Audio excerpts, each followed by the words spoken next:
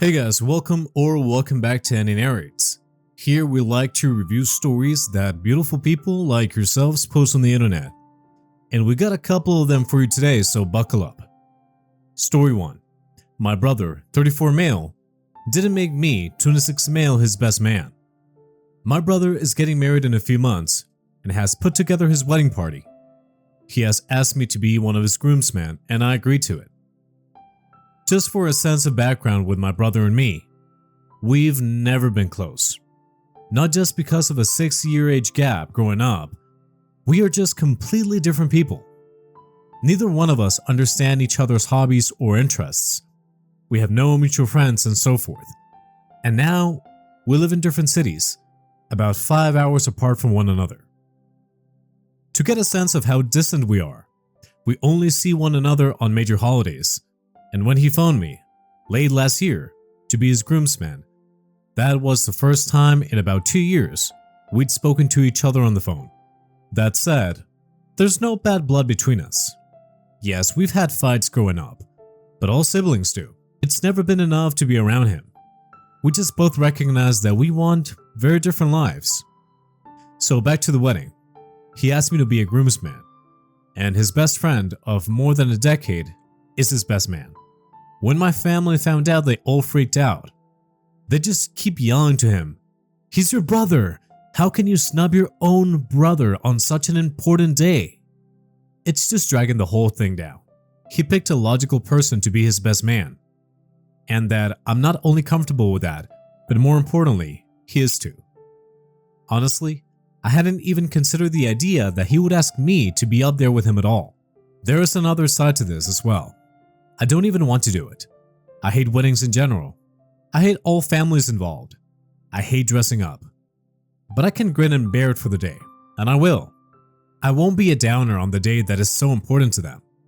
What I can't do is give a speech as the best man is supposed to do.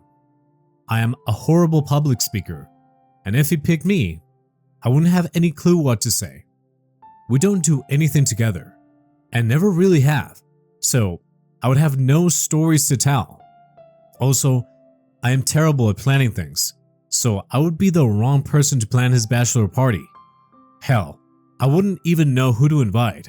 I don't know any of his friends. So that's where we are now.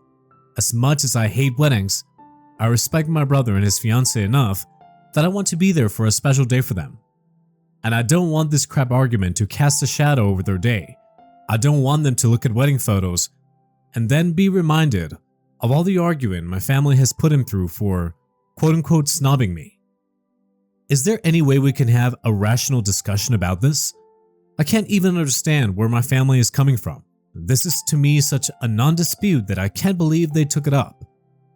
There's a solution staring us all in the face that keeps all the necessary parties happy. Just doesn't make me the best man. But our family can't seem to accept this for some reason. TLDR. My brother picked his best friend to be his best man instead of me to be his best man. I am grateful he did this, but my family is fighting him on it for seemingly no reason. At this point, just keep assuring your brother that you think that he did the right thing and that you're thankful to not be his best man. If I were in his shoes, I would be annoyed with my family but worried that your feelings were hurt by my decision. So, just make sure that he knows 100% you are cool with it. You never know. Teaming up against the rest of your family might bring the two of you closer together. As for the rest of your family, try to deflect their blaming away from your brother by repeating, "I hate planning stuff. I don't want the responsibility of being his best man. I am terrified of public speaking," and so forth. At this point, they may think you are trying to put a brave face, but are secretly hurt, so they are trying to defend you. So, just keep reiterating why you don't want the responsibility and would much rather support your brother as a groomsman. The first paragraph sums it up. He wanted someone who felt he was closer to. Be honored that you are one of his groomsmen. One of my closest friends initially said that I would be his best man, and then a month later, he changed his mind to his brother, which I said sure thing, fair enough. Then a few months later, changed his mind again to one of his other friends, and didn't even make me a groomsman. To be honest, I was pretty salty after all that and I went away, but yeah. Don't feel down on it. He just wanted someone closer in his life to be it. The fact you are a groomsman is still pretty good in my opinion. I think it's perfectly normal to pick the best friend over a sibling for best man, particularly if the siblings don't have a close relationship. It sounds as if you got your head on your shoulders and can't see your family is causing unnecessary drama for no reason. Remind your family, it's your brother's day and his decision. Hi everyone, and thanks for the help that you offered in my original post. My brother married his wife yesterday and things went well. There seemed to be a bit of a confusion in one of the comments, so I want to say again that I am glad my brother picked the person that he did to be his best man. I am honored to be one of his groomsmen, and I am completely on his side in this whole thing. So the main takeaway I got from my original thread was that I should be the person to shut our parents down when they throw a hissy fit over the fact that I am not my brother's best man. Quite simply, I did what I could. As I now live in a different city to my family, I'm sure that I was not present for many of the fights my brother had to endure. When I visited my former hometown, I saw what they had to say, but I can only imagine that he's had to take more crap than I ever saw. After the comments in my original thread, I phoned my brother to make it clear that I was 100% on his side in this, and that while we're not exactly closest friends, I am honored to be a groomsman for him. And this I thought that he made a great choice as his choice for best man. I also let him know that if anyone at all were to throw crap at him for his choice of groomsmen, he can defer me to them, and I will handle the fallout. That his choice for his side of the bridal party should not cast a shadow on their day. I never got a call, but my brother isn't someone to deflect conflict. At this point, I wasn't sure if anything more was said. Once I traveled out for the rehearsal and wedding, I finally found out his groomsman order. I was number 2, immediately behind his best man. Things went well, and we were all ready for the wedding. The wedding went well, and my brother's best friend did a great job as the best man. The bachelor party and speech were legendary, and I could have never done what he did. As our parents gave their speech, we both felt there was a bit of shade thrown his way. Nothing in the sense of, we're all mad that he abandoned his family and picked a friend as his best man. More along the lines of, family is incredibly important, and no friendship can ever be more important than your family. I spoke to them that it was obvious to us what they were talking about, and it was kinda obvious that they were still at least a bit upset. I had to tell them again that I would have been a terrible best man and would have turned it down if he offered it to me. At the end of the day, my brother's and sister-in-law's wedding went well. I proudly stood behind my brother and his best friend, and while my parents threw some shade at the wedding, they didn't ruin it. Fun PS to the story: a kind redditor in my original post suggested that I could offer a reading during the ceremony or a speech during the reception. I didn't respond to it, so I'll take that opportunity now. If I'd asked, I have no doubt that my brother would have given me the moment to give a speech or reading. However, as I said, I am a terrible public speaker, to the degree that I am the type to pass out of the podium. Despite that, and without knowing of my original thread, his best man made a joke that I was going to make an impromptu speech during the reception. I shot that down pretty quickly just in case, but we all had a good laugh over it. Imagine letting something like that ruin your son's wedding for yourself. Imagine being so wrapped up in a tradition that it puts you in a bad mood for the entire lead up to the wedding. And on the day you even make a point to mention it in your speech. What would have happened if your bro asked you to be the best man, but you declined? Then the position goes to the next down in the line, his best friend. Would your parents have been okay with that outcome? Petty people just annoy me. I think that deep down, your parents are feeling some guilt that they must have done something wrong as your parents for their kids to end up not very close to each other. They had a picture in their head of you two as kids and thought they, as your parents, knew everything about both of you. And suddenly, finding out that you are two adults that have grown apart shatters their mental image of your family. You two were always the most important people in the world to them. So, it is insane to them that you aren't the most important person to each other. To displace their guilt, they have been focusing their anger and guilt tripping on your brother. The only reason I think this might be such a deep and complex issue for them is that they still could not let it go on the wedding day. In any case, there is not much you can do other than continue to be a good brother. If and when you get married and you choose your brother as a groomsman instead of a best man, expect more drama from your parents if they haven't dealt with your issues by then. Story 2. We, husband 32 male and me 26 female, have been told by his brother 37 male and sister-in-law 30s that we should supply all Christmas gifts for the kids due to our lack of kids. TLDR. My husband's family wants us to buy Christmas gifts for all the cousins' kids. Said no. Uninvited to Christmas. Family agreeing / backing them up. Confused. My husband has a very large family in total. I think his father has 8 brothers and sisters. They all got married and had 2 to 6 children each. Now all their children are grown up and starting families as well. We are looking at easily, I believe, 15 children in the family as of right now. We all get together for Christmas every year at his grandparents' house. Sounds great, right? Right. Normally after Thanksgiving or on Thanksgiving, which they also all get together for, we pick names for the children's gift swap. There is also a man and women gift swap, which my husband and I, who do not have children, join in on. Now, to give you an idea of how the gifting has been the last 10 years, my husband and I would buy gifts for his parents, his brother and his wife, and their 4 kids. Great, awesome, works fine. Last year they said that they would just rather we just bought gifts for the kids, so we did. Same thing we'd always gotten them, books at their reading level, PJs, and puzzles of some kind. They were upset, but we couldn't place why. We also didn't get any gifts at all, which we didn't comment on, but my husband admitted that he was a bit hurt to get nothing from his parents versus his brother and sister-in-law getting gifts. I'm not a super social person, so I spent most of Thanksgiving reading a book and watching one of the youngest cousins sleep. Eventually, we all gathered up so the kids could draw the names of their cousins for the gift swap. They finished that up, and then the husband's brother, who we'll just call Timmy, says, "And Uncle Husband will buy all the kids a gift too."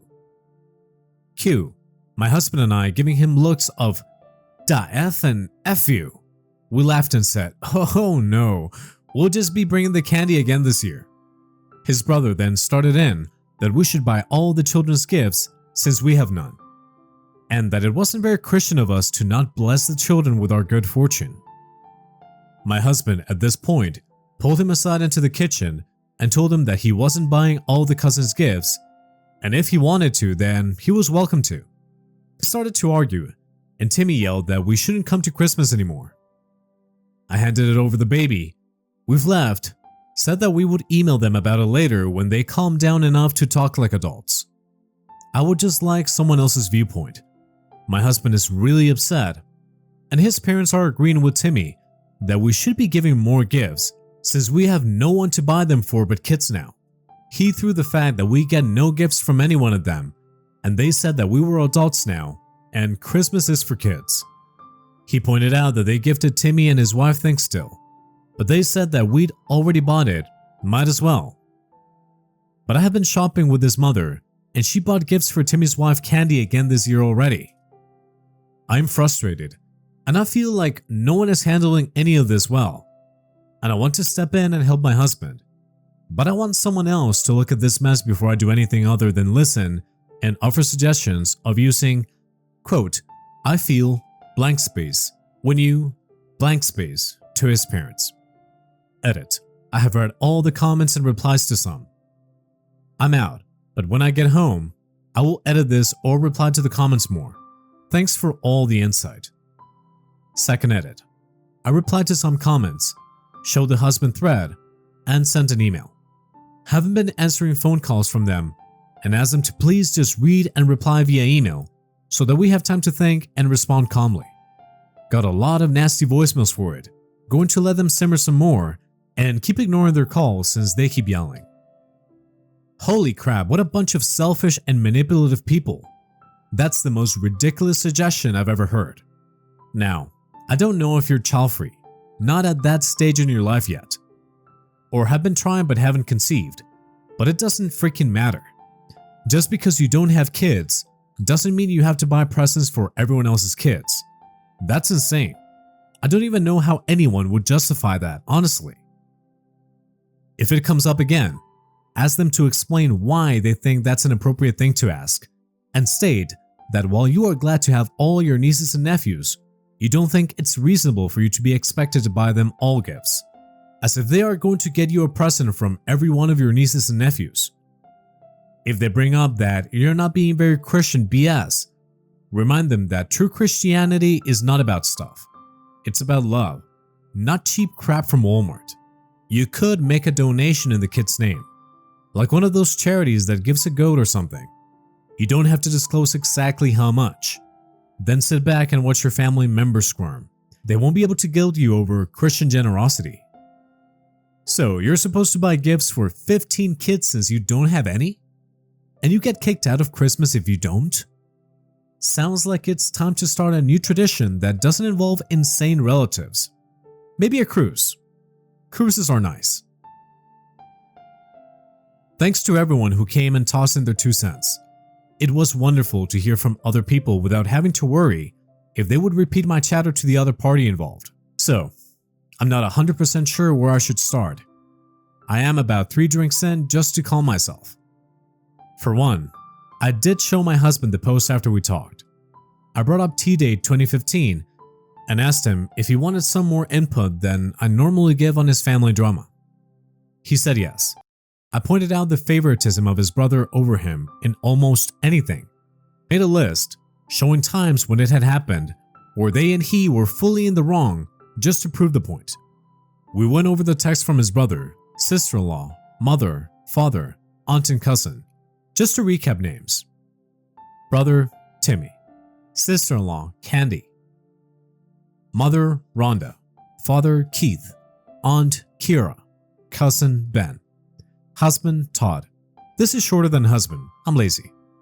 So, the day I posted after we went over the text, which started after we missed their call and went up until we sent the email, all just spiteful shit about how we waste our money, time, and life volunteering and don't spend enough time with their children / cousins / cousins' children / family anymore. It started out telling Todd that he was being a candy-ass B-word who was whipped by his cold harpy child-hating wife, and just degraded from there, saying he'd email him about it and ask him to not talk about me. So we sent the email. Here is basically what we sent. I semi-edited it. Todd sent it as if it was just from him. We almost added in his parents, but decided that we'd just forward it to them if it really got out of hand. No problem, Timmy did it for him. Tim, I'm sending you an email so we can talk about what happened on Thanksgiving.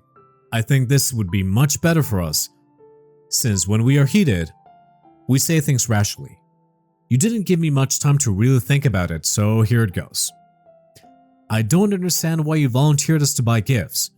We are happy to buy gifts for your children, as we have every year. Is there something going on? Is someone having financial problems? While we would gladly help anyone who asked, as we have before, you should recall Kathy and Kiki 2 years ago. You helped too. Being set up in front of young children was rude. Not to mention you telling us we weren't allowed at Christmas now. The texts and angry voicemails were also uncalled for. Please take some time and get back to me. I hope we can work this out as our family is very important to us. Todd. Yes, well, that went over about as well as water on a grease fire. For one, Timmy forwarded the email to Rhonda, Keith, Kira, and Ben. That was rude, but we were going to do the same thing either way. Ben sent us an email, letting us know what Timmy did, and he said that he was sorry he wasn't there to jump in, but would try and talk to Timmy. Timmy and Ben are actually real close, so it was nice to see that he thought that Timmy was being unreasonable as well, since they are normally very close or like-minded. I am not going to put his email here, so I'm just going to highlight what he said and then tell you what Keith and Rhonda said in their email/visit. I am a cold, child-hating harpy, and I sleep around. I am an atheist or a Muslim or something. He never really picked. I am dragging Todd from the church and his family. We don't spend any time at all with the family anymore. We never spend any time with our nibblings. We are wasting our life, time and money volunteering with animals. Helping/wanting to help refugees was un-American, and this is my fault since I am a first-generation American and don't understand what it means to be one/deserve to live here. I'm rude and never talk to them unless it's about animal rescue/animal rights. Yeah, so at this point, we're kinda laughing and kinda crying and kinda shocked. We spent the rest of the day cleaning up our house and talking about what we wanted to do and reply back. We hadn't checked our email and we'd stuck our phones on vibrate and we're just trying to enjoy our day off together. They're pretty rare sadly. So, surprise, his parents drove all the way out to talk to us. I say talk, but it was more like being talked at. They asked me to leave so they could talk to Todd about his actions and rude email. Todd said no, said I was his family and his wife and we were handling this together. They then tried to convince us that we had said the F word in front of the entire family. We didn't. We had mentioned buying gifts for everyone before. That we didn't love Jesus anymore since we hadn't been going to church. And some of what Timmy has sent in the email too. When his father started to insult me, and then in turn my father, Todd was done. He stood up and said, "Thank you for coming to visit us in our home for the first time, but we have errands to run, and you need to leave now." They refused, and he told them they had to go, now, or he would have to call the police. They left. He cried, I cried, and our cats knocked over their cups. We ended up calling my dad and telling him everything, as well as showing him both emails. He told us they had before talked shit about me/us to him. "You should be able to fix your child. We're still working on ours," was something he told us had been said. We decided we weren't going to their Christmas either way. I told Todd that I couldn't go back there again, nor could I look at any of them the same again. I knew they'd always not like me as much as some of the other daughter-in-laws, but I didn't know that it was to that extent. They have always been nice and polite to my face, invited and included me in all the events. No one had ever said anything to Todd either. As it stands, I'm waiting for my dad and brother to get into town, and then we're going to sit down and decide what we would like to do. Todd said that he just wants it to be small and doesn't mind where Christmas happens, and said he felt closer to my dad and brother anyway. We told Ben what happened and shipped his gift to him. I haven't decided yet what I will do with the nibblings' gifts, but I already donated all of the adults' gifts. TLDR, I suck. Todd is a P-word, whipped B-word. We are blind. F it. All hail the red squiggle for making this spelling look less stupid. Edit, TLDR. I sent an email and got an email back. Email sent around. Parents showed up. BS. All my fault. We aren't going to Christmas or talking to them until after the holidays are over. I'd also like to add that I am not of another ethnicity. My father is German and moved to the US when he was 20 to marry my mother. So I'm a pasty white chick, but I guess since my dad is an American, that's bad. This is really shitty, but what stood out to me was how united the two of you are in this. It sucks for Todd that he now has a full realization of how terrible his family is. That's hard for him, and I know he's going to be dealing with a lot of emotions from this. But the two of you took this hit together, and that's awesome. So, a bit of a silver lining maybe? Gosh, these people are such wonderful advertisements for the teachings of Jesus. How could you not want to go back to church with sterling examples like this to guide you? Seriously, I'm glad you both stood your ground and very sorry that it turned out so nasty. This definitely isn't over yet. Keep your eyes open and continue to stick together. He's going to have a hell of a time cutting his family out of his life, and I'm sure the drama train will be back with a vengeance soon. Alright guys, that was it for today's stories. Thank you very much for listening. Go ahead and smash that like button and subscribe for more stories. Thanks again guys. We will be seeing you in the next one.